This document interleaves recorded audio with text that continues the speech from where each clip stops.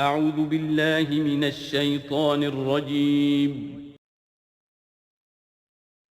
بسم اللہ الرحمن الرحیم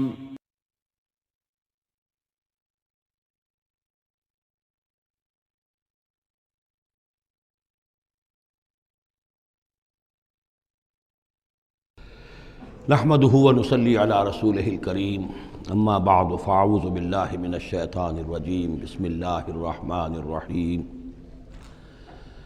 سبحان الذي يسرى بعبده ليلا من المسجد الحرام الى المسجد الاقصى الذي باركنا حوله لنريه من آياتنا انه هو السميع البصير وآتينا موسى الكتاب وجعلناه هدى لبني إسرائيل ألا تتخذوا من دوني وكيلا ذرية من حملنا مع نوح إنه كان عبدا شكورا صدق اللہ العظیم۔ اس سے پہلے کہ ہم سورہ بنی اسرائیل کا ترجمہ شروع کریں، سورہ نحل کے آخری حصے میں ایک بڑی عظیم آیت آئی تھی کہ جس کے حوالے سے کسی قدر وضاحت ہونی چاہیے، لیکن چونکہ اس وقت میں چاہتا تھا کہ وقت کے اندر اندر اس کا ترجمہ مکمل ہو جائے تو میں اس وقت رکا نہیں۔ یہ آیت نمبر 125 ہے سورہ مبارکہ کہ ادع الی سبیل ربک بالحکمت والموعظۃ الحسنۃ وجادلھم باللتی ہی احسن۔ اصل میں اس میں دعوت اسلامی اور دعوت دین کے 3 مختلف لیولز کا تذکرہ ہے۔ عام طور پر اس کو ایک ہی چیز سمجھ کر لوگوں نے ترجمہ بھی کیا ہے، وضاحت بھی کی ہے، لیکن دقت نظر سے جائزہ لیا جائے تو چونکہ انسانوں میں مختلف قسم کے انسان ہیں تو دعوت و تبلیغ کے بھی اسی اعتبار سے مختلف گوشے کہہ لیجئے، مختلف لیولز کہہ لیجئے۔ مثلا یہ کہ انسانوں میں ایک چھوٹی بڑی ہی مائنورٹی ہوتی ہے جن کو ہم انٹیلیجنسیا کہتے ہیں۔ یہ وہ لوگ ہیں کہ جو عقل سے کام لیتے ہیں، کسی بات کو قبول کرتے ہیں تو پہلے عقل سے سمجھتے ہیں تب قبول کرتے ہیں، جذبات سے نہیں۔ اور یہ کہ کسی شے کو رد کرتے ہیں تو دلیل سے کرتے ہیں، اگر قبول کرتے ہیں تو دلیل سے، رد کرتے ہیں تو دلیل سے۔ یہ انٹلیکچول مائنورٹی آپ اسے کہیں یا انٹیلیجنسیا کہیں، یا یہ کہ اس کے لیے برین ٹرسٹ بھی ایک لفظ ہے کہ ہر معاشرے کے اندر اس طرح کے لوگ ہوتے ہیں، اور یہ ہوتے بہت کم ہیں تعداد میں، لیکن ڈیسائسو ہوتے ہیں۔ اس معاشرے کا جو بحیثیت مجموعی رخ ہے وہ یہ معین کرتے ہیں۔ عوام کی حیثیت جو ہے وہ ایسے ہے جیسے ایک انسان کے جسم میں ہاتھ پاؤں ہیں، اعضاء و جوارے ہیں، لیکن جو حیثیت ایک انسان کے جسم میں دماغ کی ہے وہ اس برین ٹرسٹ کی ہوتی ہے، انٹیلیجنسیا کی۔ یہ طبقہ جو ہے اس کو دعوت جو دی جائے تو ظاہر بات ہے کہ وہ بعض سے نہیں، جذباتی نہیں، بالحکمہ، پختہ باتیں، عقلی دلائل، محکم باتیں، وہ حکمت جس کے بارے میں فرمایا گیا وَمَن یُؤْتَ الْحِکْمَةَ فَقَدْ أُوتِیَ خَیْرًا کَثِیرًا، سورہ بقرہ میں ہم پڑھائے ہیں۔ اور وہ حکمت کے جو 3 جگہ پر حضور صلی اللہ علیہ وسلم کی جو تعلیم و تربیت ہے اس کے مراحل میں سب سے اونچا مرحلہ بیان ہوا ہے، یتلو علیہم آیاتہ ویزکیہم ویعلمہم الکتاب والحکمہ۔ یہ حکمت جو ہے گہری باتیں، دانائی کی باتیں، عقل کی باتیں، مسلمہ اصول، ان کے حوالے سے یہ سمجھنا کہ کس شے کی اہمیت زیادہ ہے، کس شے کی اہمیت کم ہے، کیا چیز پرائمری امپورٹنس کی ہے، کیا سیکنڈری ہے۔ ان چیزوں کو جاننے والے لوگ جو ہیں، جو اصول پہچان لیتے ہیں، پھر اصولوں کو منطبق کرنا جانتے ہیں، تو ان کے لیے دعوت جو ہے وہ بھی بہرحال اسی سطح کی ہونی چاہیے کہ وہ دعوت جو ہے دلائل پر، براہین پر۔ جب قرآن کہتا ہے اپنے مخالفین سے ہاتوا برہانکم ان کنتم صادقین، لاؤ دلیل لاؤ، تو ظاہر بات ہے کہ پھر ان کے مخاطبین جو ہیں ان کو بھی حق پہنچتا ہے کہ وہ دلیل طلب کریں۔ اب اس کے لیے ظاہر بات ہے کہ وہی شخص یہ کام کر سکتا ہے جو خود اپنی ذہنی سطح کے اعتبار سے کافی بلند ہو چکا ہو، جس کا اپنا شعور بہت پختہ ہو چکا ہو۔ جب تک کہ وہ خود حکیم نہ ہو تو حکمت کے ساتھ دعوت کیسے دے گا؟ لیکن ایک ہے عام سطح لوگوں کی، عام لوگ جو ہیں جن کے دماغوں میں اس طرح کے کوئی فطور نہیں ہوتے، کوئی وہ عقل کی چھلنی لگی ہوئی نہیں ہوتی، ان کے جذبات جو ہیں اچھے، اگر جذبات اچھی بات کہی جائے تو جذباتی طور پر بھی اپیل ہو جاتی ہے۔ یوں سمجھیے کہ دل جو ہے ان کے کھلے ہیں، کھلی کتاب کے مانند ہیں، آپ جو چاہیں لکھ دیجئے، جیسے کھلی صاف سلیٹ ہے اس پر آپ نے جو چاہا لکھ دیا۔ ایسے لوگوں کے لیے یہ ہے کہ موعظۃ الحسنہ، ایک بات جو ہے اچھی بات ہو، خلوص سے ساتھ کہی جائے، وہ شخص یہ محسوس کرے کہ جو بات یہ کہہ رہا ہے مجھ پر دھونس نہیں جمانا چاہتا، اپنے علم کا روب نہیں ڈالنا چاہتا، بلکہ یہ در حقیقت میری خیر خواہی کی وجہ سے، مجھ سے نفرت نہیں کرتا، میری تحقیر نہیں کر رہا ہے، جو یہ مجھ سے کہہ رہا ہے وہ خلوص سے کہہ رہا ہے۔ از دل خیزت بر دل ریزت، دل سے بات نکلے گی اور دل پہ جا اترے گی، یہ ہے موعظہ حسنہ۔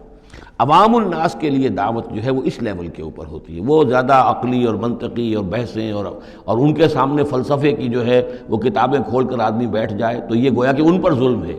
یہ ان کے لیے تکلیف ما لا یطاق ہے۔ تو سب سے اوپر کا لیول ہے ادع الی سبیل ربک بالحکمہ، پھر ہے والموعظۃ الحسنہ عوام کے لیے۔ نمبر 3 وہ ہوتے ہیں کچھ لوگ معاشرے کے اندر کہ جو لوگوں کو گمراہ کرنے پر تلے ہوتے ہیں، مثلاً عیسائی مشنریز ہیں، انہیں تو خرچے ملتے ہیں، ان کے تنخواہیں ہیں، ان کے بجٹس ہیں، بڑی بڑی حکومتوں کی طرح کے بجٹ ان کے ہیں، ان کی ٹریننگ اس لیے ہو رہی ہے، انہیں خاص خاص ایشوز کے اوپر ٹرین کر کے بھیجا جاتا ہے مناظرہ کرنے کے لیے۔ قادیانیوں کا نظام ہے، بہائیوں کا نظام ہے، ان کے لیے یہ ہے کہ لوگوں کو ٹریننگ دے کر وہ مجادلے کے لیے، مناظرے کے لیے، بحث کے لیے، اس کے لیے ان کو تیار کیا گیا ہوتا ہے۔ یہ بات مان کر دینے والے نہیں ہوتے، آپ خلوص کے ساتھ ان سے بات کریں گے تو وہ در حقیقت وہ تو یوں سمجھیے کہ ادھار کھائے بیٹھے ہوتے ہیں اس پر کہ انہوں نے بات نہیں ماننی، بلکہ یہ کہ لوگوں کو گمراہ کرنا ہے۔ ان کے ساتھ جدال کرنا پڑتا ہے، جو جھگڑنا بھی پڑتا ہے، بحث بھی کرنی پڑے گی، لیکن اس بحث میں بھی جو ہمارے ہاں مناظرے کا لفظ آیا ہے، قرآن مجید میں مناظرے کا لفظ نہیں آیا ہے، مجادلے کا لفظ آیا ہے۔ جادلہم، ہاں ان سے جھگڑو، انہیں جواب دینے پڑیں گے ایسے کہ جو انہیں خاموش کر دیں، اگر وہ خاموش نہیں ہوں گے تو عوام الناس کے اوپر ان کا اثر ہو جائے گا۔ لیکن اس مجادلے میں بھی تمہارا اپنا اخلاقی معیار برقرار رہنا چاہیے، نیچے نہ اترو، گالم گلوچ پر نہ آ جاؤ، بہت گھٹیا انداز اختیار نہ کر لو،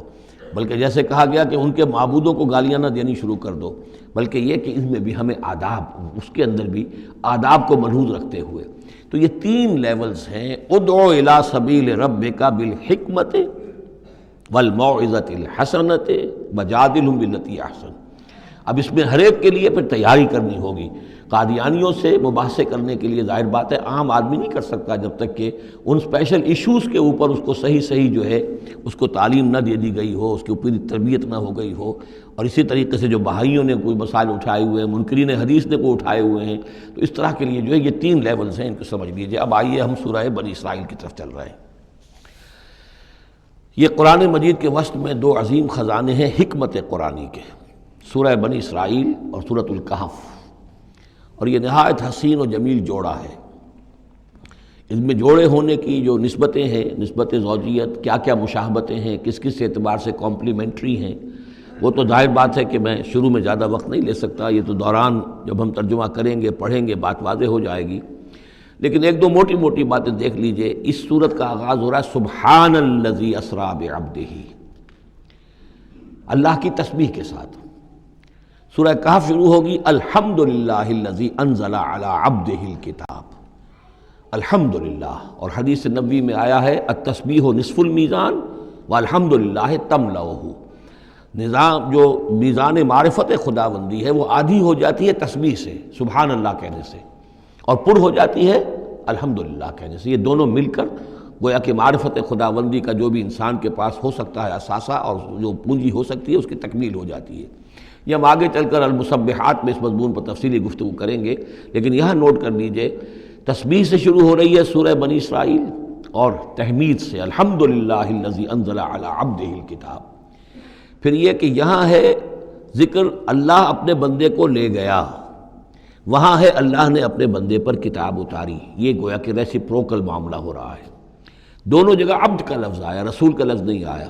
سبحان الذی اسریٰ بعبدہ، الحمدللہ الذی انزل علی عبدہ الکتاب۔ اس طرح آخر میں آپ دیکھیں گے 2 آیت قل سے شروع ہوگی، قل الرحمن ایما تدعوا فلہ الاسماء الحسنی، اسی طریقے سے آخری آیت بھی ہے۔ اور پھر اسی طریقے سے سورہ کہف کی بھی آخری 2 آیتیں قل سے شروع ہوگی۔ 4 قل ہیں، 4 قل تو سورتوں کے ہیں، قل یا ایھا الکافرون اور قل هو اللہ احد اور قل اعوذ برب الفلق اور قل اعوذ برب الناس، 4 قل بہت مشہور ہیں، لیکن یہ 4 قل جو ہیں 2 آیتیں قل والی، یہ سورہ بنی اسرائیل کی آخری آیت، اور 2 آیتیں قل والی جو سورہ کہف نہایت عظیم آیات ہیں، اور ان دونوں میں بھی وہی ریسیپروکل نسبت ہوگی کی طرف کہ میں نے اشارہ کیا ہے۔ ایک اور خاص بات یہ ہے ان صورتوں میں کہ یہ اس طریقے سے انٹر لاکڈ ہے، جیسے ریل گاڑی کے دو ڈبے ہوتے ہیں، ان کو جوڑا ہوا ہوتا ہے بیچ میں، انٹر لاکڈ ہوتے ہیں۔ یہ جو ہے وہ ختم ہوگی سورہ مبارکہ کبر ہو تکبیرا، قل الحمد للہ الذی لم یتخذ ولدا، کہو کہ قل حمد، کل تعریف اللہ کے لیے ہے جس نے کسی کو اپنا بیٹا نہیں بنایا۔ یہ آخری آیت ہے، اور اس حکم پر گویا کہ تعمیل کرتے ہوئے اگلی صورت نازل ہو رہی ہے، الحمد للہ الذی انزل علی عبدہ الکتاب ولم یجعل لہ عوجا۔ اس طریقے سے یہ دونوں جوڑے جو ہیں باہم انٹرلاک بھی ہیں۔ یہ سورہ بنی اسرائیل جو ہے اس کا پہلا رکوع اس اعتبار سے بہت اہم ہے، بہت عظیم ہے کہ اس میں بنی اسرائیل کی تاریخ کے 4 ادوار کا تذکرہ ہے جو کہ حضور صلی اللہ علیہ وسلم کی بعثت تک گزر چکے تھے۔ 2000 برس کی تاریخ ان کی ہے، جس کو کہ 4 ادوار میں یہاں 4 آیتوں میں سمو کر بیان کر دیا گیا۔ اس کا ہمارے لیے فائدہ کیا ہے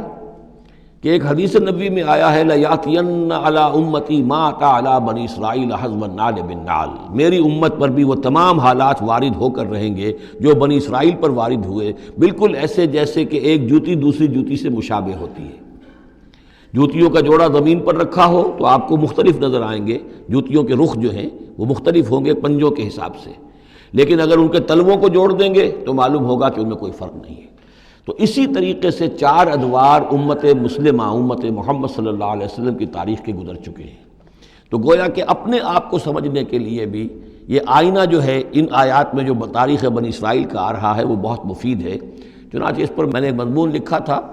وہ پھر پہلے تو اب چھپتا ہے چھوٹی شکل میں، وہ ایک کتابچہ ہے تنظیم اسلامی کا تاریخی پس منظر، اور اس کے بعد ایک بڑی کتاب بھی اب آ چکی ہے، سابقہ اور موجودہ مسلمان امتوں کا ماضی، حال اور مستقبل، اردو میں وہ کتاب بھی موجود ہے جو اس موضوع پر ہے۔ لیکن اس ضمن میں جو کچھ مجھ پر کھلا ہے وہ در حقیقت ان آیات کے حوالے سے اور اس حدیث کی کنجی سے، وہ حدیث جو ہے گویا کہ وہ ایک کنجی کی حیثیت رکھتی تھی جس سے کہ میں نے ان آیات میں جو خزانہ مضمر ہے علم کا اور معرفت کا اور معلومات کا، اس کو میں نے کھولا ہے اللہ کے فضل و کرم سے۔ اب جو ہے انگریزی میں بھی یہ کتابچہ جو ہے چھوٹا بھی موجود ہے، rise and fall of the Muslim ummah, اور دوسری طرف انگریزی میں اب دوسری کتاب کی بھی ترجمانی آ گئی ہے، لیسنز فرام ہسٹری، اور وہ سب کے سب جیسا کہ میں نے عرض کیا یہاں سے ماخوذ ہے۔ سبحان الذی اسریٰ بعبدہ لیلا من المسجد الحرام الی المسجد الاقصی، پاک ہے وہ ذات کہ جو لے گئی راتوں رات اپنے بندے کو صلی اللہ علیہ وسلم مسجد الحرام سے، یعنی مکہ مکرمہ خانہ کعبہ کے پاس سے، الی المسجد الاقصی، دور کی مسجد کی طرف، یعنی یروشلم، بیت مسجد اقصی جو کہ قبلہ رہا ہے بنی اسرائیل کا، الذی بارکنا حولہ، جس کے ماحول کو ہم نے بابرکت بنایا ہے۔ یہ بابرکت اس اعتبار سے بھی ہے کہ بہت ہی یعنی دنیاوی اعتبار سے بھی بہت زرخیز علاقہ ہے، بہت اچھی آب و ہوا ہے، اور اس اعتبار سے بھی کہ یہاں سینکڑوں نبی آئے ہیں، خود حضرت ابراہیم کا مدفن بھی وہیں ہے، حضرت ابراہیم کا مسکن وہ رہا ہے، بہت سے انبیاء وہاں رہے ہیں، اور یہ جو مرکز رہا ہے یروشلم کا، ہیکل سلیمانی، یہ نہ معلوم کتنے نیک لوگ جو ہیں یہاں رہے ہیں اور یہاں پر عبادتیں ہوتی رہی ہیں، تو وہ پورا ماحول جو ہے روحانی اعتبار سے بھی مادی اعتبار سے بھی بڑا بابرکت ہے۔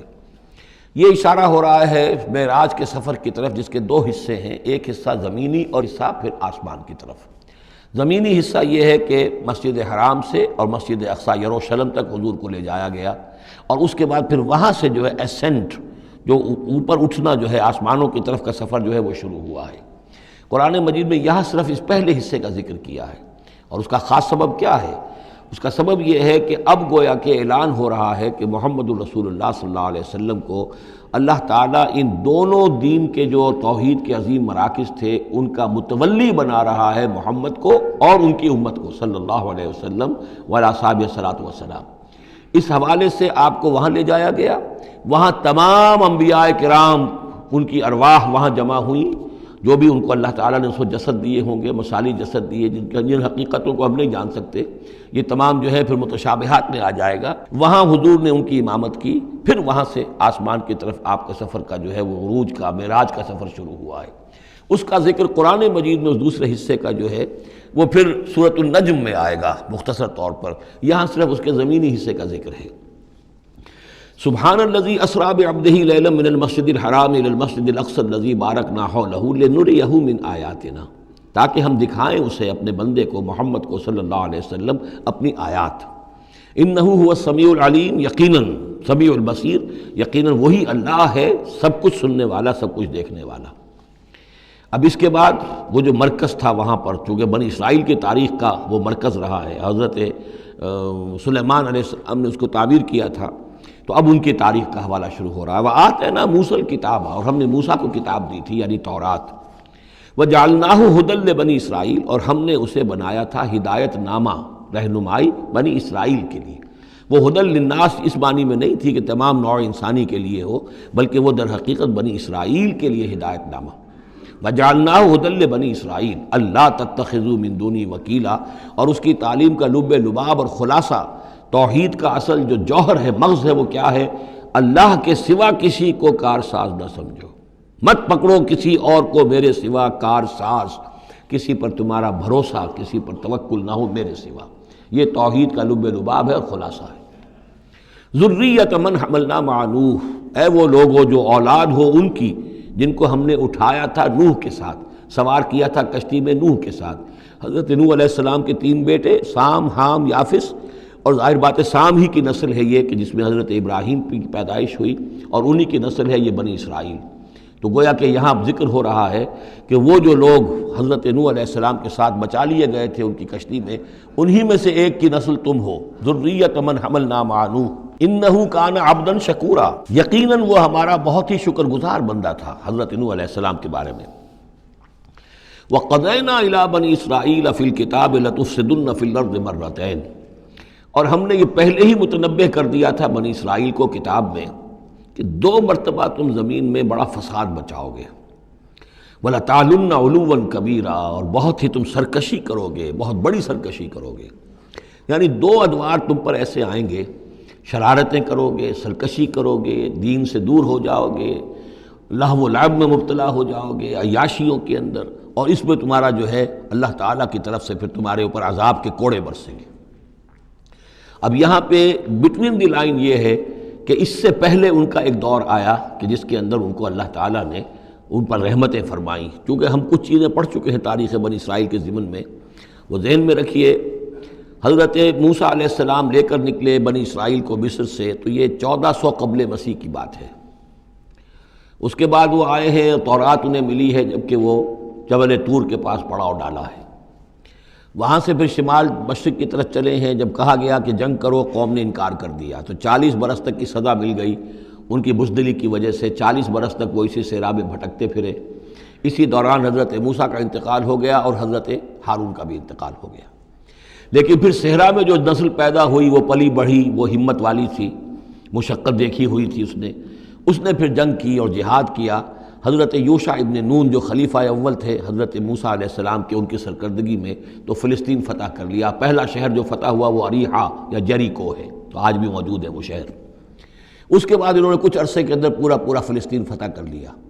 لیکن غلطی یہ کی کہ اس میں ایک مرکزی حکومت نہیں بنائی، بہت سے 12 حکومتیں، 12 قبیلے تھے، جیسے 12 چشمے ان کو دیے گئے تھے، 12 حکومتیں بنا لی۔ پھر آپس میں لڑنے بھی لگے، طوائف الملوکی ہوئی۔ تو آس پاس کے جو مشرک اور کافر قومیں تھیں سیریا وغیرہ میں اور آس پاس اردن کے رہنے والی، انہوں نے پھر جو ہے ان کے اندر ریشہ دوانی شروع کی، اور ایک دور یہ آیا کہ اس میں ان کو بہت سے لوگوں کو اپنے گھروں سے نکال دیا گیا، اور وہ لوگ بڑی زوال سے دوچار ہو گئے۔ تب انہیں ہوش آیا، انہوں نے سیموئیل نبی جو ان کے تھے ان سے کہا کہ ہمارے لیے سپہ سالار مقرر کیجئے، ایک سپہ سالار ہو تاکہ اس کے پیچھے ہم سب کے سب 12 کے 12 قبیلے جمع ہو کر جنگ کریں، تو پھر یہ کہ اپنے دشمنوں پر فتح حاصل ہو۔ یہ وقفہ تقریباً 300 برس کا ہے، جس کے بعد وہ جنگ ہوئی ہے طالوت اور جالوت کی، اور حضرت طالوت نے جالوت کو قتل کیا۔ پھر حضرت داؤد منظر پر آ گئے، پھر طالوت، حضرت داؤد اور حضرت سلیمان، یہ 3 ان کی حکومتیں ہیں تقریباً 100 برس پر پھیلی ہوئی۔ 16 برس طالوت کے، 40 برس حضرت داؤد کے، 40 برس حضرت سلیمان کے۔ یہ گویا کہ ان کی خلافت راشدہ ہے۔ جیسے ہمارے یہاں حضرت ابوبکر کا دور مختصر ہے، پھر حضرت عمر، پھر حضرت عثمان رضی اللہ تعالیٰ عنہم، تو یہ مل کر جو ہمارے ہاں بنتے ہیں 24 برس 3 خلافتوں کے، ان کے ہاں یہ 100 برس کا عرصہ ہے۔ لیکن حضرت عثمان کے بعد آپ کو معلوم ہے کہ تقسیم ہو گئی تھی مملکت، اس لیے کہ حضرت علی رضی اللہ تعالیٰ عنہ کی خلافت کو حضرت امیر معاویہ نے تسلیم نہیں کیا، تو شام اور مصر کے علاقے علیحدہ رہے۔ بالکل اسی طرح ہوا وہاں پر بھی کہ حضرت سلیمان کے بعد ان کے 2 بیٹوں میں جو مملکت تقسیم ہو گئی، ایک شمالی مملکت تھی جس کا نام اسرائیل تھا اور سامریہ اس کا دارالخلافہ تھا، ایک جنوبی تھی یہودا اور وہ اس کا جو ہے یا یروشلم اس کا دارالخلافہ۔ تو اس طریقے سے 2 ملک یہ بن گئے۔ یہ زمانہ ان کا ابھی عروج کا بہرحال ہے، کچھ کئی 100 برس ان کے عروج کے گزرے، پھر ان میں خرابیاں آئیں، پھر ان کے اندر شرک، مشرکانہ اوہام آ گئے، دنیا پرستی آ گئی، شریعت کا مذاق بنانا ہو گیا معاملہ، تو پھر ان پر زوال آیا۔ پہلا زوال جو آیا، پہلے اسیرینز نے شمالی مملکت جو تھی اسرائیل کی، اس کو ختم کر دیا۔ یہ کوئی ختم کیا انہوں نے اس سے کافی پہلے 700-800 برس قبل حضرت مسیح کے۔ اس کے بعد جو اصل آیا ہے نبوکڈنضر جو نمرود تھا عراق کا، اس کا حملہ ہوا ہے 587 قبل مسیح میں، انہوں نے یروشلم کو برباد کیا، 6 لاکھ کو قتل کیا، 6 لاکھ کو قیدی بنا کے لے گیا، اور یہ کہ یروشلم میں 2 اینٹیں سلامت نہیں رہنے دیں، اور ہیکل سلیمانی کو مسمار کر دیا۔ یہ ان کا بدترین دور آیا۔ تقریباً 125 برس یہ کیپٹیوٹی میں رہے بیبیلونیا میں، 6 لاکھ کو ہانک کر لے گیا وہاں پر، بدترین دور۔ تو پہلا عروج اس کا جو کلائمیکس تھا وہ طالوت اور داؤد اور سلیمان کا دور حکومت، اور پہلا زوال جس کا یوں سمجھیے کہ سب سے نیچے کی پوزیشن یہ ہے جو کیپٹیوٹی کا دور ہے ان کا۔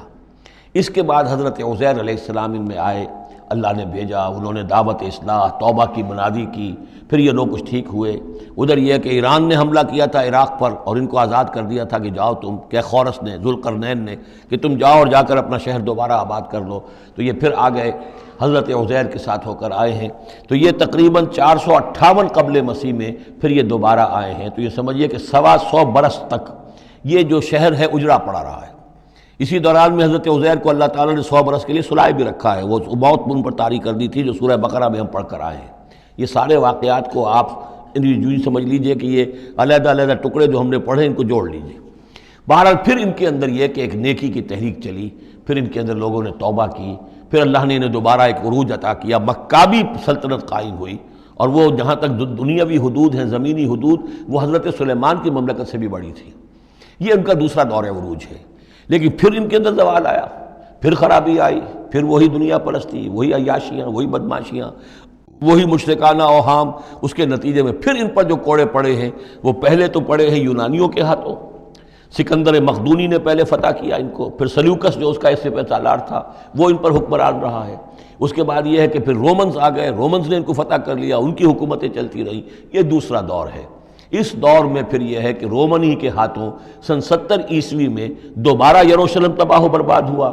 1,33,000 یہودی ایک دن میں قتل کیے، پھر دوبارہ وہ ٹیمپل یا ہیکل سلیمانی جو دوبارہ تعمیر کر لیا تھا حضرت عزیر کے بعد، پھر وہ مسمار کر دیا گیا، اور وہ آج تک مسمار پڑا ہوا ہے۔ اور گویا کہ حضور صلی اللہ علیہ وسلم کی بعثت کے وقت 500 برس ہو چکے تھے اس کو مسمار ہوئے ہوئے۔ سن 70 عیسوی میں وہ مسمار ہوا، اور 571 میں حضور کی پیدائش ہے، یعنی آپ کی پیدائش بھی پورے 500 برس بعد ہوئی ہے، جبکہ یہ رومیوں کے ہاتھوں ہیکل سلیمانی تباہ و برباد کر دیا گیا تھا۔ یروشلم میں پھر کوئی متنفس نہیں رہا، لیکن یہ کہ بعد میں جو ہے اس کے اندر ان کو یہاں سے نکال باہر کیا گیا، ان کا ڈائسپورا شروع ہو گیا۔ وہ ڈائسپورا اس صدی کے شروع میں ختم ہوا ہے، وہ پھر میں بعد میں بات کروں گا۔ یہ ساری داستان بڑی اہم ہے، اس لیے کہ یہ سابقہ امت مسلمہ ہے، یہ وہ امت مسلمہ ہے جس کے ہاں 1400 برس تک نبوت رہی، جس کے ہاں 3 کتابیں نازل ہوئی ہیں، جن کے بارے میں قرآن میں 2 جگہ ہے کہ یا بنی اسرائیل اذکروا نعمتی التی انعمت علیکم وانی فضلتکم علی العالمین، میں نے تمام جہان والوں پر تمہیں فضیلت دی ہے۔ تو اسی طریقے سے پھر ان کو معزول جب کرنے کے بعد ہم سامنے آئے ہیں تو حضور نے بتایا وہی کچھ تم پر بھی ہوگا اور وہی کچھ ہم پر بھی ہوا ہے۔ ہمارا بھی پہلا عروج عربوں کی زیر قیادت تھا، پھر زوال آیا، پہلے پٹائی ہوئی کروسیڈرز کے ہاتھوں، پھر جو پٹائی ہوئی ہے، بڑی پٹائی جو ہوئی ہے وہ ہوئی ہے پھر ہلاکو اور چنگیز کے ذریعے سے، فتنہ تاتار، اس کے بعد پھر جو ہے وہ قیادت بدل گئی، عربوں کی قیادت کے بجائے ترکوں کی قیادت آ گئی۔ وہ وہی لوگ جنہوں نے لاکھوں کروڑوں مسلمان قتل کیے پھر وہ ایمان لے آئے، اسلام لے آئے، انہی کے ذریعے کی مختلف حکومتیں بنی، ترکان تیموری اور ترکان صفوی اور ترکان سلجوقی اور ترکان عثمانی۔ لیکن اس کے بعد پھر ان پر بھی زوال آیا، وہ ہم نے دیکھ لیا اس صدی میں گریٹ اوٹومان امپائر جو ہے اس صدی کے شروع میں ختم ہو گئی، اور ہم پر بھی جو دوسرا جو دور آیا عذاب کا وہ یورپ کی قوموں کے ذریعے سے آیا۔ کہیں انگریز آ گئے، کہیں فرانسیسی آ گئے، کہیں اطالوی آ گئے، کہیں اسپینیئرز آ گئے، کہیں ڈچ آ گئے۔ تو جیسے کہ یہودیوں پر بھی دوسرا عذاب جو آیا تھا وہ گریکس اور رومنز کے ہاتھوں، اسی طریقے سے مسلمانوں پر بھی دوسرا زوال کا دور جو آیا ہے وہ یورپین کولونیل پاورز کے ہاتھوں آیا۔ ہم نے یہ طے کر دیا تھا، پہلے ہی سنا دیا تھا بنی اسرائیل کو کہ تم اپنی تاریخ میں 2 مرتبہ بہت فساد مچاؤ گے اور بہت سرکشی کرو گے۔ فَإِذَا جَاءَ وَعْدُ أُولَاهُمَا، جب ان دونوں میں سے پہلے وعدے کا وقت آ گیا، بَعَثْنَا عَلَيْكُمْ عِبَادًا لَنَا أُولِي بَأْسٍ شَدِيدٍ، ہم نے تم پر مسلط کر دیے اپنے ایسے بندے جو بڑی سخت جنگ کرنے والے، بڑے سخت جنگجو تھے۔ فَجَاسُوا خِلَالَ الدِّيَارِ، تو وہ تمہاری آبادیوں میں، ملکوں میں گھس گئے۔ وَكَانَ وَعْدًا مَفْعُولًا، اور وہ وعدہ جو اللہ کا تھا وہ پورا ہو کر رہا۔ یعنی جب تم شرارت کرو گے، جب تم دین سے برگشتہ ہو جاؤ گے، جب تم اللہ کی کتاب کو، اللہ کے قانون کو جو ہے وہ مذاق اور ہنسی بنا لو گے، تو پھر تم پر ہمارے عذاب کے کوڑے پڑیں گے۔ یہ میں بتا چکا ہوں، پہلے یہ کوڑے آئے اسیرینز کے ہاتھوں جنہوں نے ختم کر دیا اسرائیلی مملکت کو، پھر یہ آئے نیبوکڈنیزر کے ہاتھوں، بیبیلونینز کے ہاتھوں، جس نے کہ یروشلم کو بھی برباد کیا، 6 لاکھ کو قتل کیا، 6 لاکھ کو ساتھ لے گیا اور ہیکل سلیمانی مسمار کر دیا۔ ثم رددنا لکم الکرۃ علیہم، پھر ہم نے تمہاری باری لوٹائی ان پر۔ پھر اللہ تعالیٰ نے ان کو پھر ایک مرتبہ پھر وہ دی، سہارا دیا، چاہے وہ سہارا ایرانیوں کی وجہ سے ہوا کہ خورس یا سائرس ذوالقرنین، اس نے اب عراق پر حملہ کیا اور پھر یہاں پہ ان کو اجازت دے دی کہ تم چلے جاؤ اور جا کر اپنا شہر دوبارہ آباد کر لو، تو یہ واپس آئے۔ ثم رددنا لکم الکرۃ علیہم، پھر ہم نے تمہاری باری لوٹائی دی ان پر، وامددناکم، اور تمہاری مدد کی، بے اموال، اموال کے ذریعے سے بھی، وبنینا، اور اولاد بیٹوں کے ذریعے سے بھی، وجعلناکم اکثر نفیرا، اور پھر ہم نے تمہیں بنا دیا ایک کثیر تعداد والی قوم، تم پھلے پھولے پھر ایک بڑی پراسپرس قوم بن گئے۔ ان احسنتم احسنتم لانفسکم، تم نے اگر کوئی بھلائی کمائی تو اپنے نفس کے لیے بھلائی کمائی، اپنے لیے کمائی، اپنے فائدے کے لیے۔ وَإِنْ أَسَأْتُمْ فَلَهَا، اور اگر کوئی برا کام کیا تو وہ بھی اپنے لیے کیا، اس کا وبال تم پر دنیا میں بھی آیا اور آخرت میں بھی اس کا عذاب آئے گا۔ فَإِذَا جَاءَ وَعْدُ الْآخِرَةِ، جب وہ دوسری مرتبہ کی وہ سرکشی اور تمرد اور شیطنت تمہاری اور تمہارا جو ہے دین سے برگشتگی کا دور آیا، تو دوسرے وعدے کا وقت آیا، لِيَسُوءُ وُجُوهَكُمْ،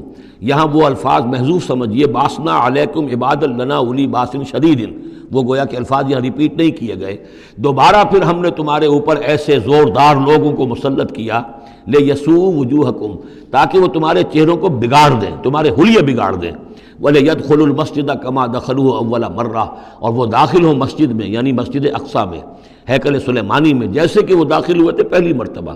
جیسے بے حرمتی کی تھی بیبیلونینز نے بیت المقدس کی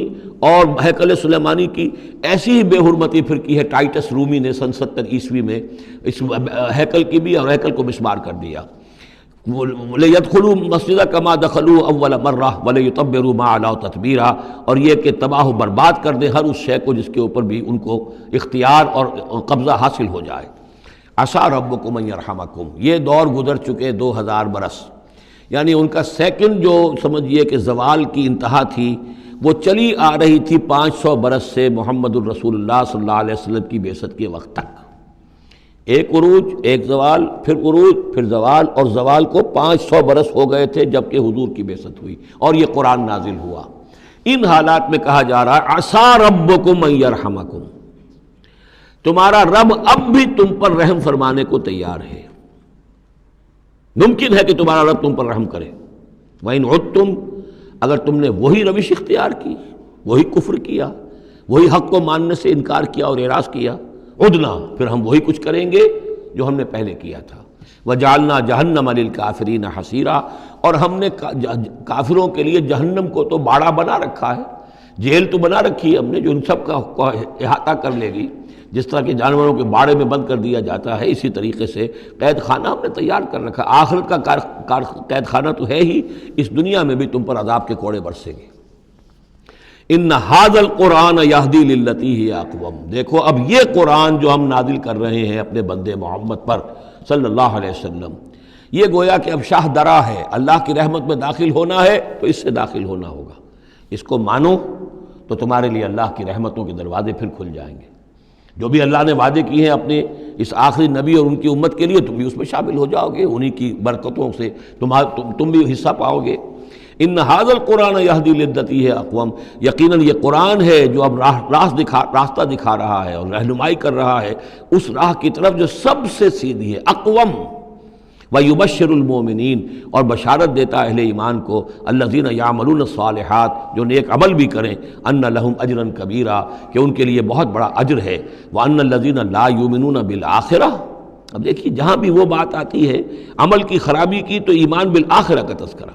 اور وہ لوگ کہ جو ایمان نہیں رکھتے آخرت پر، آتدنا لہم عذابا علیما، ان کے لیے تو ہم نے فراہم کیا ہوا ہے دردناک عذاب۔ یہ پہلا رکوع 10 آیات کا بہت ہی اہم ہے تاریخی اعتبار سے، اور اس کو سمجھنا چاہیے۔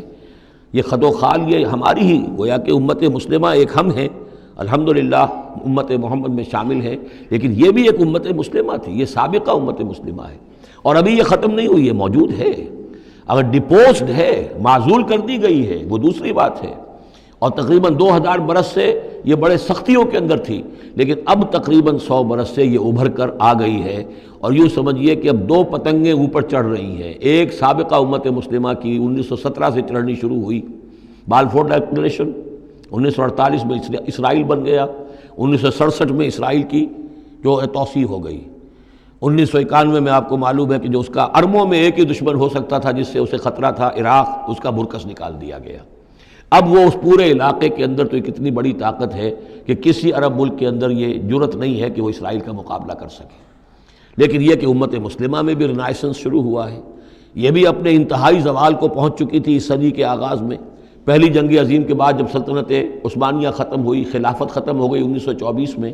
تو اس کے بعد سے یہاں بھی ایک رنائسنس شروع ہو چکا ہے۔ یہاں بھی پھر آزادی کی تحریکیں چلیں، پھر جو ریوائیول کی تحریکیں، احیائی تحریکیں، جماعت اسلامی کی تحریک، اخوان کی تحریک، مخزومی پارٹی، اسی طریقے سے جو ایران میں تھے فدائی، یہ تحریکیں چل رہی ہیں۔ تو اس کو بھی جاننا بہت ضروری ہے کہ یہ جو صدی ہماری گزری ہے، اب ختم ہو رہی ہے، اس صدی کے دوران ہمارا ایک زوال کا عمل بھی چل رہا تھا، اور ایک یہ کہ ایک نئی ایک ترقی کی طرف بھی ہم آگے بڑھے ہیں رفتہ رفتہ۔ یہ دونوں پروسیس سائیڈ بائی سائیڈ، مرج البحرین یلتقیان بینہما برزخ لا یبغیان، یہ دونوں عمل چل رہے ہیں۔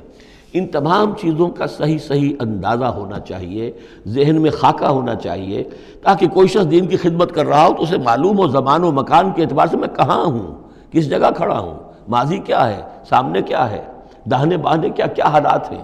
تو یہ ساری چیزیں جو ہیں ان کو سمجھنا بہت ضروری ہے۔ چنانچہ وہ جو میں نے چند کتابوں کا تذکرہ کیا ان کو غور سے پڑھیے، 2 مختصر ہیں، 2 ذرا اس سے بڑی ہیں۔ وَيَدْعُو الْإِنسَانُ بِالشَّرِّ دُعَاءَهُ بِالْخَيْرِ، اور انسان پکار بیٹھتا ہے شر جبکہ وہ پکار رہا ہوتا ہے اپنے نزدیک خیر۔ یعنی جب انسان دعا کرتا ہے اللہ یوں کر دے، اسے یہ معلوم نہیں کہ یہ اس کے لیے شر ہے، مانگ رہا ہے، جیسا کہ ہم پڑھ چکے سورہ بقرہ میں، عسیٰ ان تکرہوا شیئا وہو خیر لکم، اے اللہ یہ چیز مجھ سے دور کر دے، جو چیز تم ناپسند کرتے ہو حقیقت میں اس میں تمہارا خیر ہے، وعسیٰ ان تحبوا شیئا وہو شر لکم، اور ہو سکتا ہے تم کسی شے کو پسند کرو اور اس میں تمہارے لیے شر ہے۔ اللہ یعلم وانتم لا تعلمون، اللہ جانتا ہے تم نہیں جانتے۔ اصل بات کیا کہ اللہ کے حوالے کیا جائے، تفویض الامر، اے اللہ تیرے حوالے، سپردم بے تو مایا خیشرا تو دانی حساب کم و بیشرا، تیرے علم میں جو چیز میرے لیے خیر ہے وہ فیصلہ فرما دے، چاہے مجھے اچھی لگے یا بری لگے، لیکن تیرے علم میں۔ اللہم انی استخیرک بعلمک واستقدرک بقدرتک واسألک من فضلک العظیم، میں تو تیری قدرت سے قدرت چاہتا ہوں، تیرے علم سے خیر چاہتا ہوں، مجھے کیا پتہ کس شے میں خیر ہے کس میں شر ہے، تو جانتا ہے۔ لیکن انسان کیا ہے، وہ تو اپنی عقل کو آگے رکھتا ہے، اے اللہ یوں کر دے، ایسا ہو جانا چاہیے، حالانکہ اس کو نہیں معلوم کہ بے وقوف جو شے مانگ رہا ہے وہ اس کے لیے خیر نہیں ہے، شر ہے۔ وَيَدْعُو الْإِنسَانُ بِالشَّرِّ دُعَاءَهُ بِالْخَيْرِ، اور انسان مانگ بیٹھتا ہے اپنے لیے شر جبکہ وہ مانگ رہا ہوتا ہے اپنے تئیں، اپنے خیال میں، اپنے ذوق میں خیر۔ وَكَانَ الْإِنسَانُ عَجُولًا، اور انسان بہت جلد باز ہے، اس جلد بازی کی وجہ سے، شارٹ سائٹڈنس کی وجہ سے وہ شر کو خیر، خیر کو شر سمجھ بیٹھتا ہے۔ وَجَعَلْنَا اللَّيْلَ وَالنَّهَارَ آیَتَيْنِ، اور ہم نے رات اور دن کو 2 نشانیاں بنا دیا ہے۔ فَمَحَوْنَا آیَةَ اللَّيْلِ، تو ہم نے رات والی نشانی کو تو تاریک بنا دیا، اسے مٹا دیا، محو کر دیا. وجعلنا آیۃ النہار مبصرۃ، اور دن والی نشانی کو ہم نے سجھانے والی بنا دیا، روشن کر دیا. لتبتغوا فضلا من ربکم، تاکہ اس روشنی کے اندر تم اپنے رب کا فضل تلاش کرو، تمہاری جو معاشی جد و جہد ہے اس کے لیے بھاگ دوڑ کر سکو. ولتعلموا عدد السنین والحساب، اور دن اور یہ رات کا جو فرق ہے اور تفاوت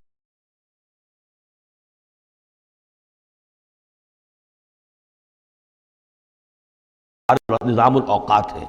ایک دن ایک رات ایک دن ہو گیا، پھر ایک دن ایک رات، اس طرح بڑھتے بڑھتے پھر ہفتہ بنتا ہے، جو پھر اس کے بعد جو ہے وہ مہینہ اور سال. وَكُلَّ شَيْءٍ فَصَّلْنَاهُ تَفْصِيلًا، اور ہم نے ہر چیز کو پوری طرح کھول کھول کر بیان کر دیا ہے. وَكُلَّ إِنسَانٍ أَلْزَمْنَاهُ طَائِرَهُ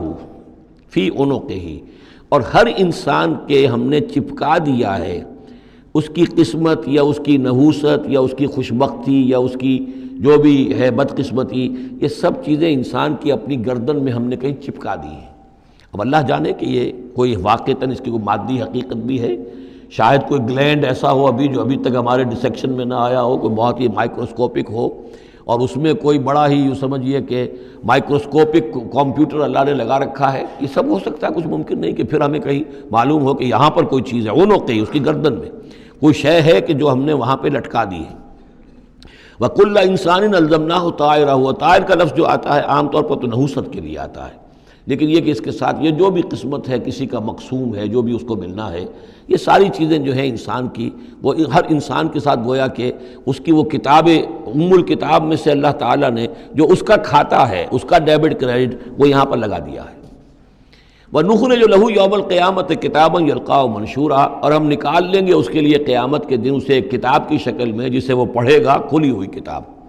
یعنی یہیں پر شاید وہ کوئی لگا ہوا ہے، کوئی ریکارڈر ہے کہ جس کے اندر وہ سارے ہمارے افعال و اعمال ریکارڈ ہو رہے ہیں، چاہے وہ کتنا ہی مائکروسکوپک ہو، اور اس کے بعد اس کو نکال کر جو ہے وہ رکھا جائے. یہ ایک چپ کے اندر، آپ کو معلوم ہے چپسی کا تو سارا کھیل اس دنیا میں چل رہا ہے، اس میں آپ کی پوری زندگی کی فلم موجود ہے،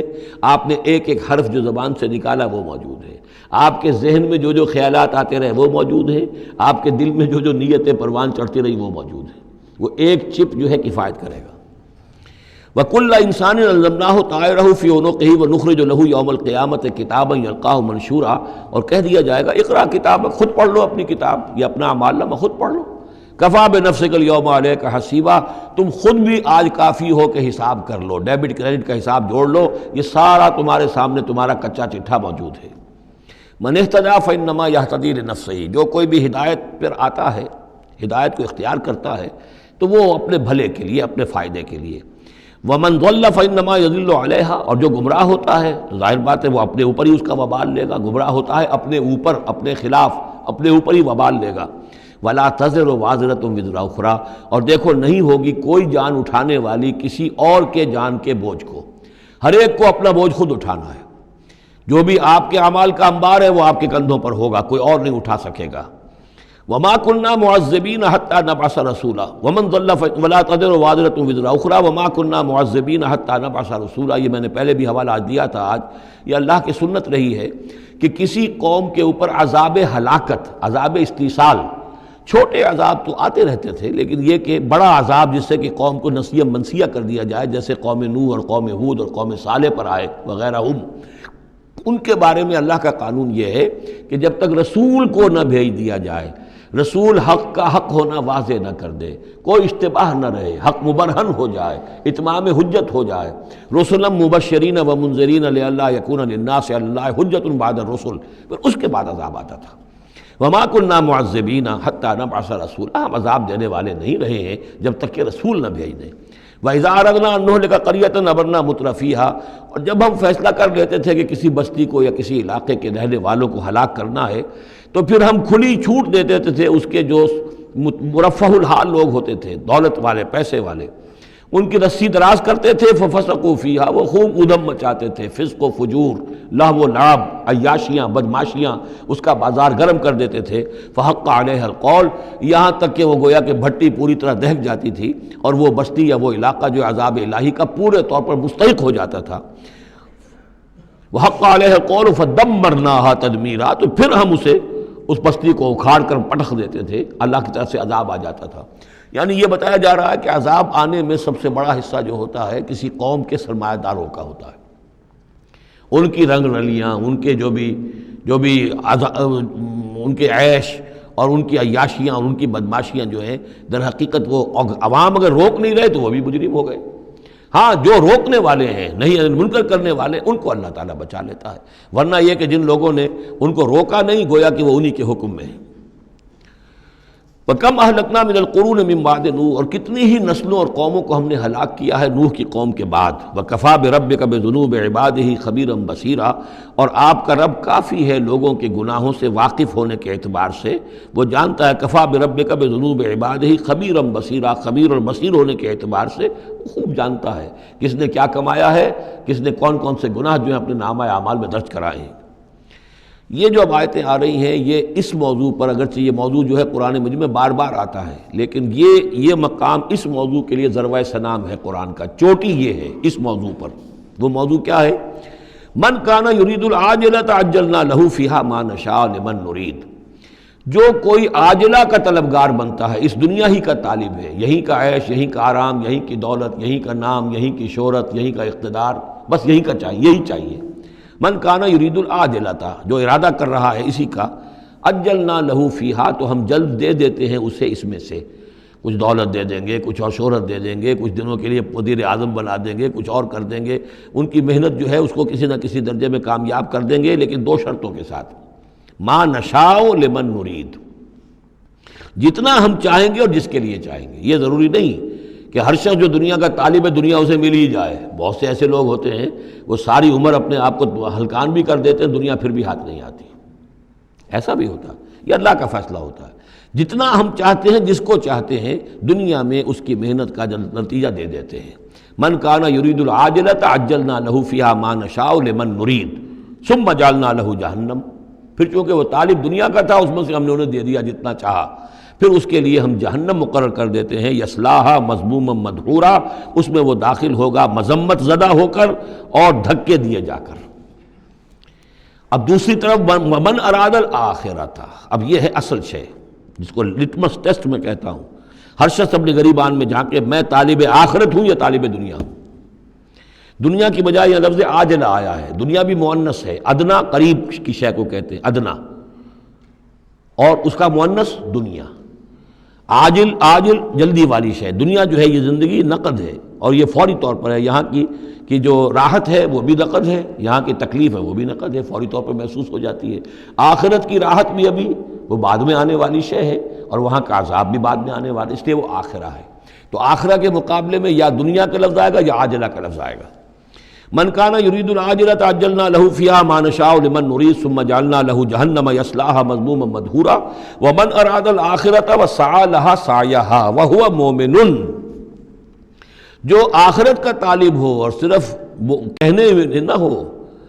بات کرنے میں زبانی کلامی نہ ہو، بلکہ یہ کہ واقعتاً اس کے لیے ویسی محنت کرے جیسی کہ آخرت کے لیے کرنی چاہیے، یہ شرط عین ہے۔ بس سعی لہا سعیہا، اس دنیا کے لیے کتنی بھاگ دوڑ کرتے ہو، اس کے ساتھ ذرا مقابلہ کرو، آخرت اس کے مقابلے میں کتنی قیمتی ہے، کتنی بھاگ دوڑ اس کے لیے ہونی چاہیے۔ وسعی لہا سعیہا وہو مومن، ایمان بھی رکھتا ہو اور اس کے لیے ویسی محنت کرے جیسی کہ اس کے لیے کی جانی چاہیے۔ فَأُولَٰئِکَ کَانَ سَعْیُہُم مَشْکُورًا، یہ وہ لوگ ہوں گے کہ جن کی سعی جو ہے اللہ تعالیٰ کے ہاں اس کی قدر کی جائے گی، قدر افزائی کی جائے گی۔ اللہم ربنا اجعلنا منہم، کافی کٹھن مقام ہے، آسان نہیں ہے، بڑی شرطیں ہیں جو اللہ نے لگائی ہیں۔ وَمَنْ أَرَادَ الْآخِرَةَ وَسَعَىٰ لَهَا سَعْيَهَا وَهُوَ مُؤْمِنٌ فَأُولَٰئِکَ کَانَ سَعْیُہُم مَشْکُورًا اللہم ربنا اجعلنا منہم کُلًّا نُمِدُّ هَٰؤُلَاءِ وَهَٰؤُلَاءِ مِنْ عَطَاءِ رَبِّکَ۔ باقی یہ کہ اس دنیا کی زندگی میں تو ہم مدد پہنچا رہے ہیں ان کو بھی اور ان کو بھی، اہل ایمان کو بھی، طالب آخرت کو بھی، طالب دنیا کو بھی دے رہے ہیں۔ جب ہم نے امتحان کے لیے یہاں رکھنا ہے تو راشن تو دینا ہی ہے، کھانے پینے کے لیے تو مجرموں کو بھی اور مومنوں کو بھی اور مسلموں کو بھی کچھ نہ کچھ دینا ہے، سبسسٹنس تو ہمارے ذمے ہے۔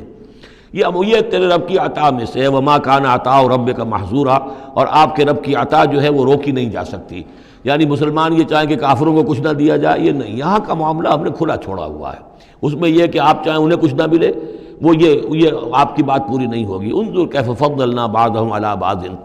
دیکھو کیسے ہم نے بعض کو بعض پر فضیلت دی ہے، دنیا میں مال و اسباب میں دی ہے، ذہنی صلاحیتوں میں دی ہے، اور مختلف اعتبارات سے فضیلتیں دی ہیں۔ وَلَلْآخِرَةُ أَكْبَرُ دَرَجَاتٍ وَأَكْبَرُ تَفْضِيلًا، لیکن آخرت جو ہے وہ درجے کے اعتبار سے اور فضیلت کے اعتبار سے بہت بڑی ہوگی۔ یہاں کتنا فرق پڑ جائے گا، کوئی محل میں رہ رہا ہے، کوئی کٹیا میں رہ رہا ہے۔ اچھا وہ 20 سال رہ لے گا محل میں، یہ 20 سال رہ لے گا کٹیا میں، کتنا فرق پڑ گیا۔ لیکن وہاں جو ہے ہمیشہ ہمیشہ کے لیے رہنا ہے، روح و ریحان و جنت نعیم، جنات و عدن میں، یا ہمیشہ کے ہمیشہ رہنا ہے جہنم کے اندر، وہ کتنا فرق ہوگا۔ یہاں کا کیا فرق ہے؟ کچھ بھی نہیں، مرنا اسے بھی ہے اسے بھی ہے، چاہے اس کے لیے بڑے سے بڑے ڈاکٹر موجود ہیں اور یہ کہیں پہ جا کے علاج کرا لے، موت اس کو بھی آئے گی، موت اس کو بھی آ جائے گی۔ زیادہ زیادہ یہ اسے حسرت رہے گی کہ میں علاج نہیں کرا سکا، بس اللہ خیر صلی اللہ، لیکن کیا سب جن کو جو علاج کرا سکتے ہیں ان سب کو شفا ہو جاتی؟ کتنے ہی ہیں لاکھوں روپیہ خرچ کر کے آتے ہیں، اس کے بعد بھی وہ شفا تو نہیں ہوتی۔ لا تجعل مع اللہ الہا آخر، اللہ کے ساتھ کسی اور کو الہ نہ بناؤ۔ فتقعدا، پھر تمہیں بیٹھ رہنا پڑے گا مذموماً مخذولا، مذمت زدہ ہو کر اور اللہ کی جناب سے بے توفیق بنا کر۔ اللہ تعالیٰ جو ہے خذلان الہی، مخذولا، بے یار و مددگار چھوڑ دے گا۔ پھر اس کے بعد یہ دو رکوع جو ہیں یہ بہت اہم ہیں، جیسا کہ میں نے عرض کیا تھا، یہ حضرت عبداللہ ابن عباس رضی اللہ تعالیٰ عنہما کے نزدیک یہ تورات کی تعلیم کا نچوڑ ہے، 10 commandments، the Quranic version of 10 commandments۔ تورات میں جو احکام عشرہ آئے تھے اس کا یہ قرآنک ورژن ہے جو یہاں پر آ رہا ہے۔ اس کا خلاصہ ہم پہلے پڑھ چکے ہیں سورہ انعام کے آخری حصے میں، یہاں ذرا وہی باتیں ہیں کہ ذرا تفصیل سے آئی ہیں۔ وَقَضَىٰ رَبُّكَ أَلَّا تَعْبُدُوا إِلَّا إِيَّاهُ، تیرے رب نے فیصلہ کر دیا ہے کہ نہیں پوجو گے سوائے اس کے کسی کو۔ وَبِالْوَالِدَيْنِ إِحْسَانًا، اور اللہ کے اور والدین کے ساتھ احسان، نیک سلوک۔ یہ چوتھا مقام آ گیا جہاں کہ اللہ، تیسرا مقام آیا ہے، چوتھا مقام سورہ لقمان میں آئے گا، اللہ کے حقوق کے فوراً بعد والدین کے حقوق۔ اما یبلغن عندک الکبر، اگر پہنچ ہی جائیں وہ دونوں بڑھاپے تک تمہارے پاس، احدہما، وہ اکیلے کوئی ایک ان میں سے، او کلاہما، یا دونوں، یعنی والدین اس بڑھاپے کی اور ضعیفی کی عمر کو پہنچ گئے، یا والد فوت ہو گئے والدہ ضعیفی کی عمر کو پہنچ گئی، یا والدہ فوت ہو گئی والد ضعیفی کی عمر کو پہنچ گئے، یا دونوں کے دونوں ضعیفی کی عمر کو پہنچ گئے۔ اما یبلغن عندک الکبر احدہما او کلاہما فلا تقل لہما اف، تو انہیں اف تک مت کہو، جھڑکنا نہیں، ولا تنہرہما، ان کو جھڑکو مت، وقل لہما قولا کریما، ان سے بات کرو نرمی کے ساتھ، ادب کے ساتھ۔ کسی وقت ان کی بات ٹالنی بھی پڑ جاتی ہے، ابا جان یہ بات تو میں نہیں کر سکتا، میری مجبوری ہے، لیکن سختی کے ساتھ نہیں، ایسی بات نہ ہو کہ جس سے ان کا دل دکھے کہ آج یہ میرے سامنے سینہ تان کر بات کر رہا ہے، کل یہی تھا وہ جو چھوٹا چھوٹا سا لپٹتا تھا میری ٹانگوں میں آ کر، اور وہ یہی ہے جسے میں گود میں لیے پھرتا تھا، یہ دل دکھے نہ۔ وَاخْفِضْ لَهُمَا جَنَاحَ الذُّلِّ مِنَ الرَّحْمَةِ، یہ آ گیا جو میں نے کہا تھا، والدین کے لیے بھی اپنے بازوؤں کو، کندھوں کو عاجزی کے ساتھ ان کے سامنے جھکا کر رکھو، سینہ تان کر بات نہ ہو ان سے، بات جب بھی ہو معلوم ہو کہ جھکے ہوئے ہیں، ان کا ادب کر رہے ہیں۔ وَقُلْ رَبِّ ارْحَمْهُمَا كَمَا رَبَّيَانِي صَغِيرًا، اور دعا کیا کرو کہ اے میرے رب ان پر رحم فرما دونوں پر، جیسے کہ انہوں نے ہمیں پالا، مجھے پالا جب کہ میں چھوٹا سا تھا، میں تو سب سے زیادہ ضعیف تھا، کمزور تھا، میرے لیے غذا کا، میرے آرام کا، مجھے تکلیف ہو تو تڑپتے یہ تھے، تو اے پروردگار اب ان کے احسانات کا میں کیا بدلہ چکا سکتا ہوں، میں تجھ ہی سے درخواست کرتا ہوں کہ جو کچھ احسانات انہوں نے مجھ پر کیے ہیں تو ان کو، ان کے طفیل، تو ان کی خطائیں بخش دے اور ان پر رحم فرما۔ وَقُلْ رَبِّ ارْحَمْهُمَا كَمَا رَبَّيَانِي صَغِيرًا ربکم عالم بما فی نفوسکم، تمہارا رب واقف ہے خوب جو کچھ تمہارے دلوں میں ہوتا ہے۔ ان تکونوا صالحین فإنہ کان للأوابین غفورا، اگر تم واقعی نیک ہوگے تو یقیناً اللہ تعالیٰ تم میں سے جو واقعی اللہ کی طرف رجوع کرنے والے ان کے لیے غفور ہے۔ اس میں اشارہ ہے کسی وقت بوڑھے والدین، جیسے کہ ہم پڑھ آئے کہ لا یعلم من بعد علم شیئا، وہ کبھی بچوں کی سی عادتیں نوت کر آتی ہیں، پھر کبھی وہ ایسی باتیں کہتے ہیں کہ جو نہیں کی جا سکتی، کہیں روکنا بھی پڑتا ہے، ٹوکنا بھی پڑتا ہے، لیکن یہ کہ اگر مجبوراً کہیں ایسی بات کرو اور کرو ادب کے ساتھ، سختی نہ ہو، تو پھر یہ کہ اللہ تعالیٰ جانتا ہے تمہاری نیت کو، کہ تم اگر اپنے والدین کی یہ بات نہیں مان پا رہے ہو، تمہاری مجبوری ہے، وہ تم جانتے ہو، اللہ تعالیٰ کے علم میں ہے، تو اللہ غفور اور رحیم ہے۔ وَآتِ ذَا الْقُرْبَىٰ حَقَّهُ، اور قرابت داروں کو بھی ان کا حق ادا کرو۔ والمسکین اور مسکین کو، وابن السبیل اور مسافر کو، ولا تبذر تبذیرا اور نام و نمود کے لیے اپنی دولت مت اڑاؤ۔ تبذیر جو ہے اسراف سے بہت بڑا جرم ہے۔ اسراف یہ ہے کہ ضرورت سے زائد خرچ کیا جائے۔ کھانا آپ کی ضرورت ہے، وہ کھانا ایک سالن روٹی سے بھی آپ کی غذا پوری ہو سکتی ہے، لیکن 4 کھانے، یہ اسراف ہے۔ کپڑا آپ کی ضرورت ہے لیکن وارڈروب بھری ہوئی ہیں کپڑوں سے، یہ اسراف ہے۔ جتنے آپ کے لیے لازم ہے، ضروری ہے، وہ رکھیے۔ اور تبذیر یہ ہے کہ بلا ضرورت خرچ کرنا، صرف نام و نمود کے لیے، اپنی دولت کی نمائش کے لیے، شادیوں پر خرچ ہو رہا ہے اور کس قدر ہو رہا ہے، دھوم دھڑکا ہے، کوئی اس کی ضرورت نہیں ہے،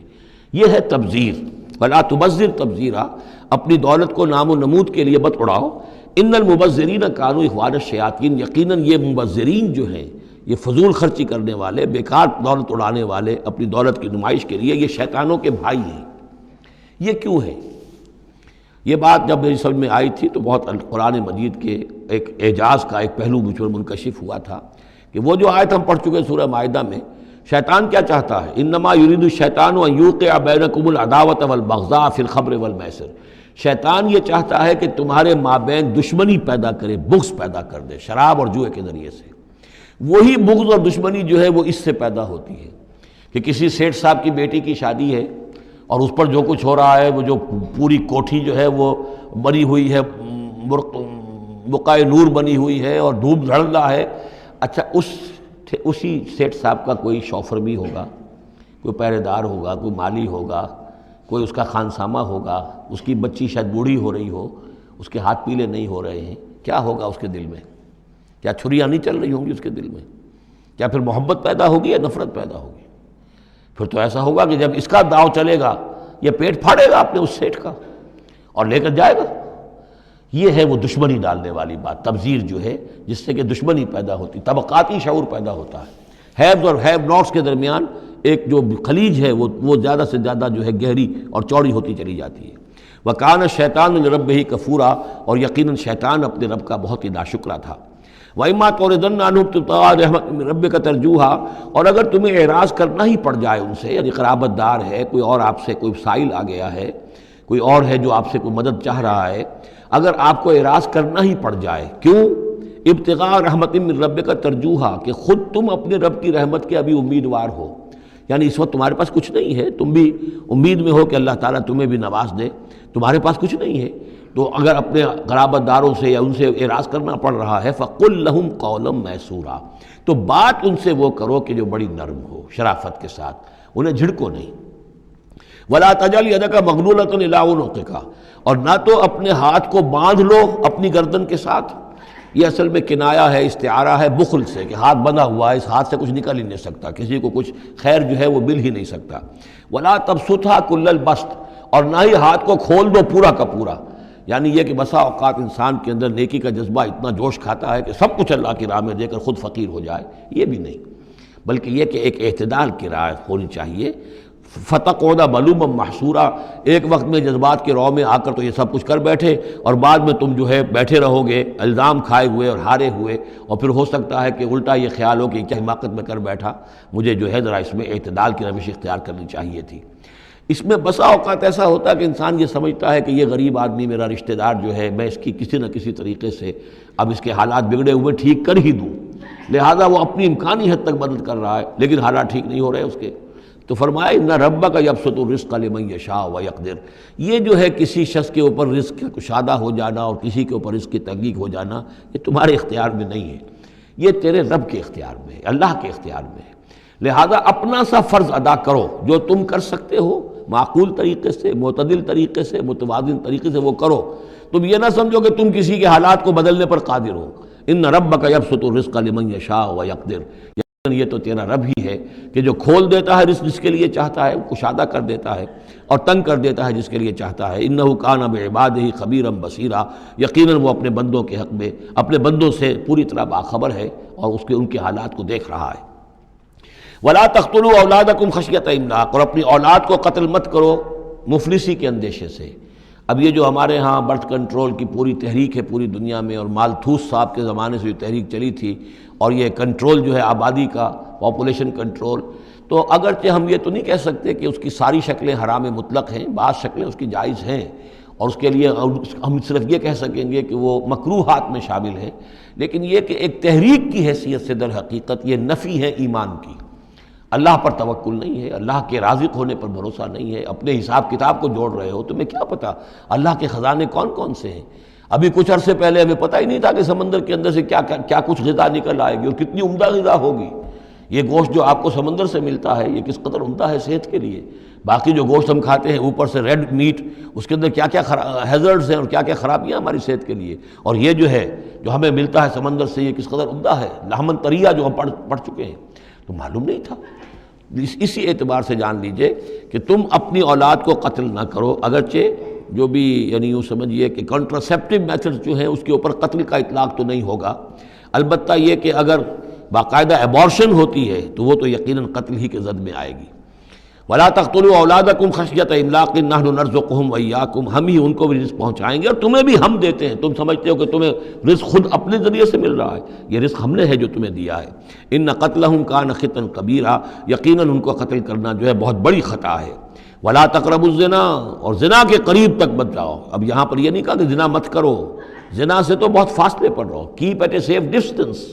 وَلَا تَقْرَبُوا الزِّنَا، اس کے قریب تک نہ جاؤ، إِنَّهُ كَانَ فَاحِشَةً وَسَاءَ سَبِيلًا، یقیناً یہ بہت بے حیائی کا کام ہے اور بہت ہی برا راستہ ہے۔ وَلَا تَقْتُلُوا النَّفْسَ الَّتِي حَرَّمَ اللَّهُ إِلَّا بِالْحَقِّ، اور مت قتل کرو اس جان کو، انسانی جان کو جسے اللہ نے محترم ٹھہرایا ہے مگر حق کے ساتھ۔ حق کیا ہے؟ قاتل کو قتل کیا جائے گا، اس کی جان لے لی جائے گی، اس کے قتل کے بدلے خون کے بدلے خون، یا مرتد ہے اس اسلامی ریاست میں اسے قتل کر دیا جائے گا، یا یہ کہ زانی یا زانیہ ہے شادی شدہ اس کو رجم کیا جائے گا،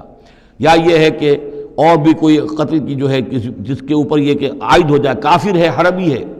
ہر کافر نہیں، جس کے ساتھ اعلان جنگ ہے اسے قتل کیا جائے گا، یہ ہے بالحق۔ ومن قتل مظلوما، اور جسے قتل کر دیا گیا مظلوم طور پر بغیر یعنی کسی حق کے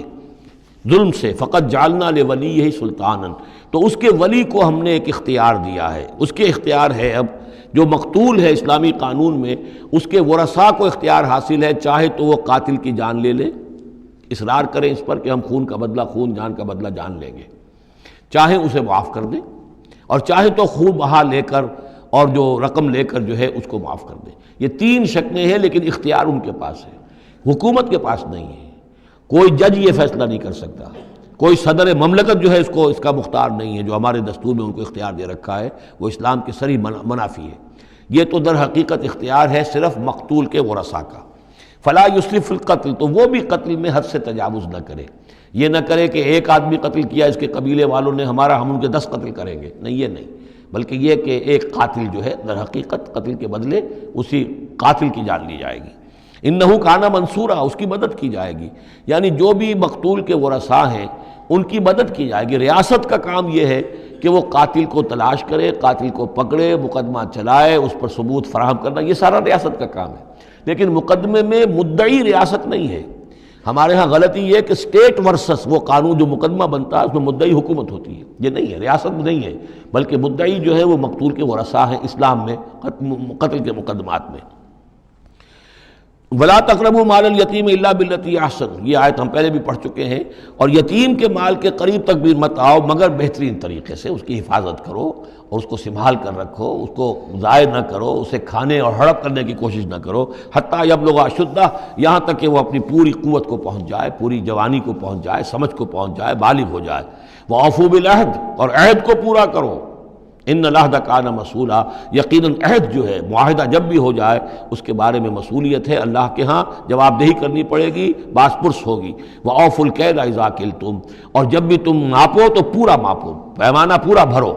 وَزِنُوا بِالْقِسْطَاسِ الْمُسْتَقِيمِ، جب تولو تو پوری سیدھی ترازو کے ساتھ تولو۔ ذَلِكَ خَيْرٌ وَأَحْسَنُ تَأْوِيلًا، یقیناً یہی بہتر ہے اور انجام کے اعتبار سے بھی دیانتداری کے ساتھ پورا ناپ کر پورا تول کر اگر تم دے رہے ہو معاملہ، تو پھر جو بقیت اللہ ہے، پھر جو بھی اللہ کی طرف سے تمہیں نفع ہو جائے گا اس میں بہت برکت ہوگی، اس میں بہت خیر ہوگا۔ احسن تاویلا ولا تخف ما ليس لك به علم ان السمع والبصر والفؤاد كل اولئك كان عنه مسؤولا۔ اس آیہ مبارکہ کے بارے میں انشاءاللہ کچھ تفصیل سے مجھے گفتگو کرنی ہے۔ بارک اللہ لی ولکم فی القرآن العظیم ونفعنی وإیاکم بالآیات والذکر الحکیم۔